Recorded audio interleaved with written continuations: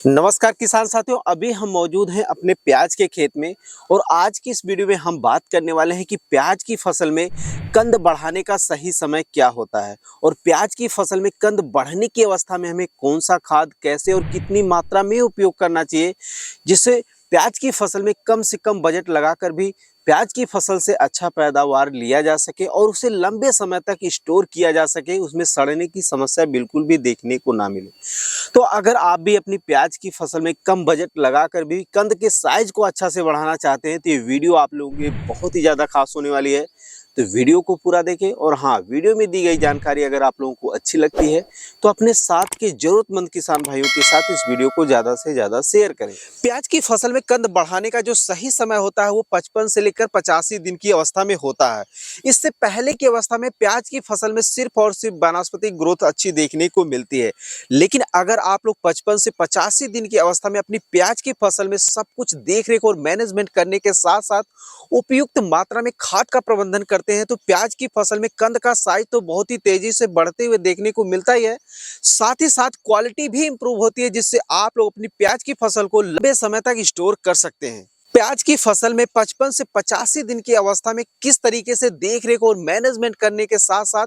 कौन से खाद का प्रबंधन करना चाहिए वो इस प्रकार है। पहला है, अगर आप लोगों की प्याज की फसल 55 से 60 दिन की अवस्था में है तो उस दौरान आप लोगों को अपनी प्याज की फसल में नाइट्रोजन का प्रयोग बिल्कुल भी नहीं करना है जब तक हार्वेस्टिंग ना हो जाए। प्याज की फसल में नाइट्रोजन उपलब्ध कराने का जो सही समय होता है वो होता है पौध रोपाई करने के बाद जो पहली सिंचाई करते हैं उसके बाद से लेकर 40 दिन की अवस्था में आप लोग नाइट्रोजन और जिंक का प्रयोग कर सकते हैं। इसके बाद की अगर अवस्था में आप लोग नाइट्रोजन का प्रयोग करते हैं तो जो वनस्पतिक ग्रोथ होती है वो आप लोगों को बहुत ही अच्छा देखने को मिलेगा, पौधा हरा भरा हुआ स्वस्थ रहेगा, लेकिन उसके कंद का जो साइज है वो अच्छे से इंक्रीज नहीं होगा। दूसरा है सिंचाई। जब आप लोगों की प्याज की फसल 55 से 85 दिन की अवस्था में होती है तो इस समय प्याज की फसल में कंद बढ़ने की अवस्था होती है, तो इस दौरान आप लोगों को अपनी प्याज की फसल में समय समय पर हल्की सिंचाई करते रहना है। अगर आप लोग सिंचाई नहीं करते हैं तो खेत की मिट्टी जो है वो जाम हो जाएगी और कंद का जो साइज है वो अच्छी तरीके से ग्रोथ नहीं करेगा।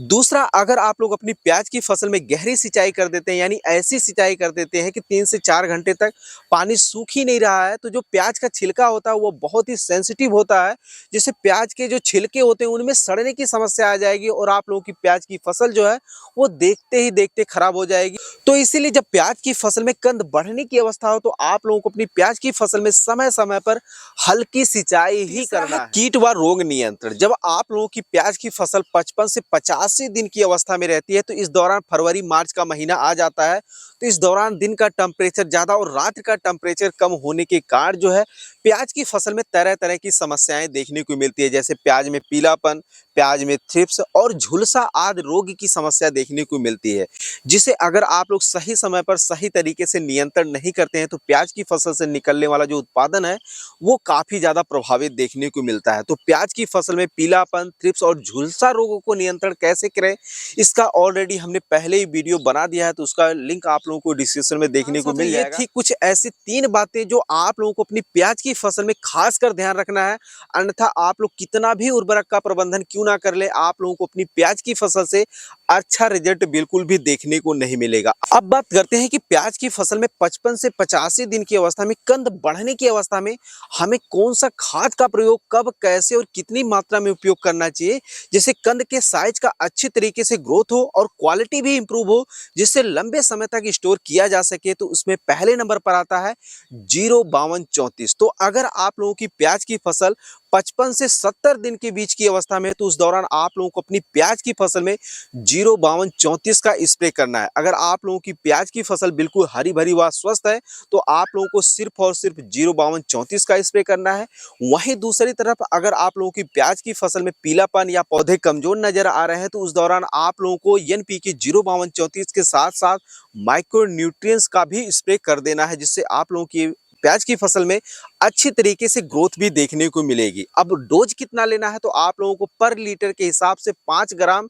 05234 लेना है और आप लोगों को अपनी फसलों में जो है वो अच्छी तरीके से स्प्रे कर देना है। दूसरा स्प्रे आप लोगों को अपनी प्याज की फसल में 70 से 80 दिन के बीच की अवस्था में कात्यायनी कंपनी की तरफ से आने वाले पैक्लोबुट्राजोल 23% यस्सी फार्मुलेशन में जो केमिकल आता है, जिसे मार्केट में फास्ट के नाम से जाना जाता है, इसका स्प्रे करना है। किसान साथियों, अगर आप लोग अपनी प्याज की फसल में 70 से 80 दिन के बीच की अवस्था में इसका स्प्रे करते हैं, तो ये बहुत ही तेजी से कंद के साइज को बढ़ाता है, उसका डायाग्राम को बढ़ाता है और उसके वजन को भी बढ़ाता है। तो अगर आप लोग सिर्फ और सिर्फ इसका ही स्प्रे करते हैं, तो आप लोगों को अपनी प्याज की फसल में बहुत ही अच्छा पैदावार देखने को मिलता है। लेकिन अगर आप लोग चाहते हैं पैदावार अच्छा हो और उसकी क्वालिटी भी इंप्रूव हो, जिससे आप लंबे समय तक इसे स्टोर कर सके, तो इसके साथ आप लोगों को जो है वो बोरोन 20% का स्प्रे करना है। अगर आप लोग इसका स्प्रे करते हैं, तो ये छिलके को बहुत ही मजबूत बनाता है। डोज की बात करें तो पैक्लोबुट्राजोल लेना है पर लीटर के हिसाब से 0.5 ml और 1 ग्राम पर लीटर के हिसाब से बोरोन लेना है,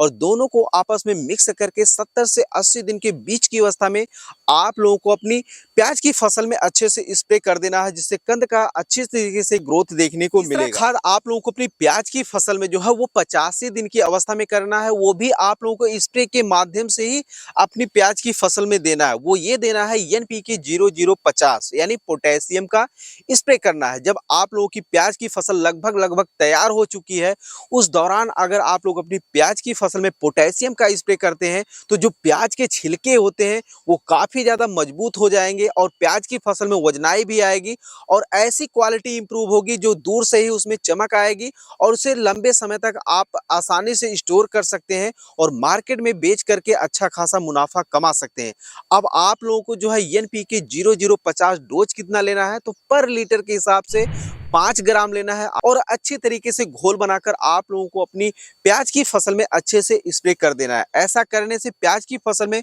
उत्पादन तो बढ़ेगा ही, साथ इसकी क्वालिटी भी बढ़ जाएगी, जिससे आप लोग जो है अच्छा मुनाफा भी कमा सकते हैं। तो किसान साथियों, ये थी प्याज की फसल में 55 दिन से लेकर 85 दिन के बीच की अवस्था में हमें कौन कौन सा विशेष बातों का मन में ध्यान रखते हुए कौन कौन से खाद एवं उर्वरक का प्रबंधन करना चाहिए, उसके बारे में संक्षिप्त में जानकारी। अगर आप लोगों को वीडियो में दी गई जानकारी पूरी तरह से समझ में आई हो, तो वीडियो को लाइक करके अन्य किसान भाइयों के हित में ज्यादा से ज्यादा इस वीडियो को शेयर करें। अगर आपके मन में कोई डाउट रह गया हो, तो आप हमें कमेंट सेक्शन में लिख सकते हैं।